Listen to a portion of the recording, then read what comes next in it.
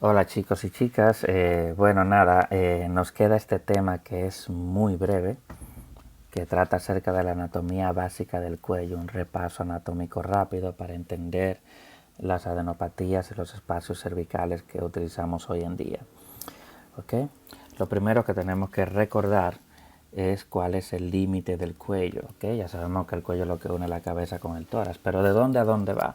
Bueno, son dos líneas imaginarias. Una línea que pasa, como pueden ver aquí, que comienza en la sínfisis mentoniana, sigue todo el borde inferior de la mandíbula, luego asciende a través de toda su rama hasta llegar al conducto auditivo externo. Ok, ya luego lo bordea, por eso ustedes ven los límites ahí con la parótida. Luego sigue hacia atrás, hacia el occipital, hasta terminar en la protuberancia occipital externa. ¿Ok? La línea inferior imaginaria comienza en el esternón, específicamente en la horquilla externar, luego sigue hacia atrás una línea horizontal que pasa por la clavícula y termina hacia atrás en la séptima vértebra cervical. Esos son los límites naturales del cuello. ¿Ok? Todos recordarán que los músculos del cuello, que son muchos, ¿no? Aquí tenemos, ya saben que se clasifican, tiene una clasificación variable, ¿no? Aquí están los músculos, por ejemplo, suprayoideos, donde se destacan el digástrico con su vientre anterior y posterior, el estiloioideo, el miloioideo, que es ese, y encima del miloioideo está el geneoioideo.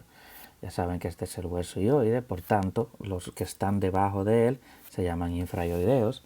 Ahí tenemos el homoioideo.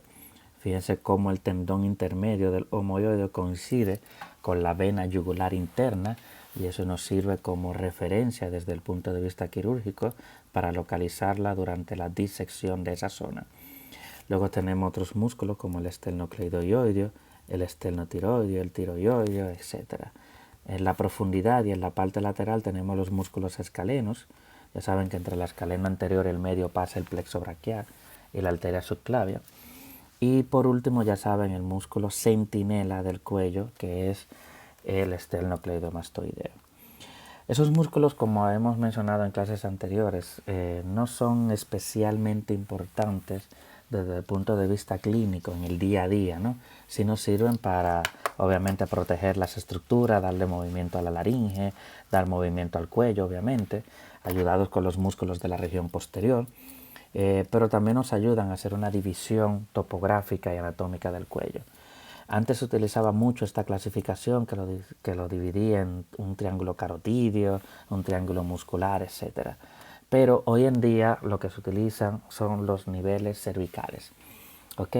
Que, lamento decirle, entre comillas, lamento, ¿no?, de que se lo tienen que aprender. Les saldrán algunas preguntas en el examen, además que en el futuro entenderán mejor el porqué de algunas cosas que voy a explicar en breve. Fíjense cómo están distribuidos los niveles cervicales. 1A, 1B, 2A, 2B, 3, etc. Pero son en general muy fáciles. El 1A está entre los dos vientres anteriores del digástrico. El 1B, por ejemplo, está entre los límites quirúrgicos, ¿no?, y musculares entre el vientre anterior y el vientre posterior, y arriba una línea imaginaria que pasa por la mandíbula. ¿Okay? Este, por ejemplo, el nivel 2A, que es muy importante, fíjense cómo está limitado hacia adelante por el vientre posterior del digástrico, hacia atrás por el nervio espinal y hacia abajo por una línea imaginaria que pasa por el hueso ioides. Y así sucesivamente. ¿Ok? Para que no se les olvide estos detalles anatómicos, lo que les recomiendo y les exhorto es que usted, mientras haga una captura de pantalla con esta foto, lo va leyendo con esta descripción que está en esta diapositiva. ¿Ok? En una pantalla usted pone la letra y en otra pantalla la imagen. ¿Ok? Y se lo va aprendiendo, aunque visualizándolo también es una forma de repasar los músculos y las regiones del cuello. ¿Ok? Aquí hay un pequeño error, eso aquí no va 2A, sino 1B. ¿Ok? Así que hagan un captura de pantalla a eso y se lo aprenden porque, como les dije, hay algunas preguntas acerca de esos niveles cervicales por su importancia anatomoquirúrgica y clínica. Miren, la otra parte tiene que ver con las fascias, ¿no? Recordarán que hay una fascia cervical superficial, profunda y media. ¿Okay? La fascia cervical profunda envuelve al músculo esternocleidomastoideo y el platisma. La fascia cervical media envuelve al paquete vasculonervioso. Que no se les olvide, señores, el paquete vasculonervioso puede salir en el examen como repaso. Recuerden que está compuesto por la vena yugular interna, la carótida primitiva y el nervio vago o neumogástrico. Y por último, la fascia cervical profunda, que tiene una importancia clínica desde el punto de vista de las infecciones y de las metástasis ganglionales. ¿Okay? Porque resulta, como pueden ver ahí, hay varios espacios que lo divide esa fascia cervical profunda. Uno que se llama espacio prevertebral, espacio peligroso y el espacio retrofaringeo, del que no vamos a detallar mucho porque ya es una clase un poquito más avanzada. Pero es importante que tomen eso en consideración porque hay infecciones que cuando llegan a esos espacios pueden llegar, sobre todo el espacio peligroso y el espacio peligroso en especial, puede llegar al mediastino, una infección desde ahí. ¿Okay? Los otros son los ganglios del cuello. Ahí viene la importancia de aprenderse los niveles cervicales. ¿Okay? Mira, los ganglios del cuello siguen la principal descripción la hizo Rubiera hace ya unas cuantas décadas atrás. Y dividió estos ganglios en grupos, ¿no? Hay una cadena cervical superior que ya la va nombrando de acuerdo a la localización. Obviamente están los ganglios submentonianos, los ganglios submaxilares, los ganglios parotidios, los ganglios retroauriculares y mastoideos, ¿ok? Luego, fíjense cómo aquí se forma un triángulo, aquí abajo. Una cadena ganglionar anterior compuesta por la vena yugular interna, una cadena cervical posterior compuesta por la cadena del espinal y una cadena cervical transversa. Fíjense que forman como una especie de triángulo, donde van a terminar de una u otra manera la mayoría de los ganglios de la cabeza y del cuello. ¿Ok? Entonces miren, la importancia de conocer esa disposición es que sepan que cuando, por ejemplo, una persona tiene un cáncer de cabeza y cuello, por la localización del ganglio usted puede saber más o menos dónde van a estar afectados cada uno de ellos, porque ellos siguen una secuencia habitualmente lógica.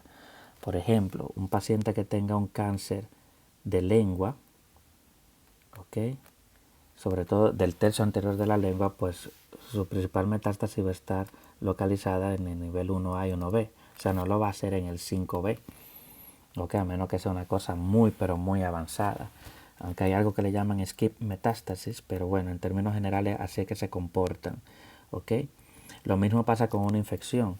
O sea, si usted tiene una infección de las amígdalas, normalmente usted no va a ver adenopatías en el nivel 5A, sino que la va a ver en el nivel 2A, y en el nivel 3.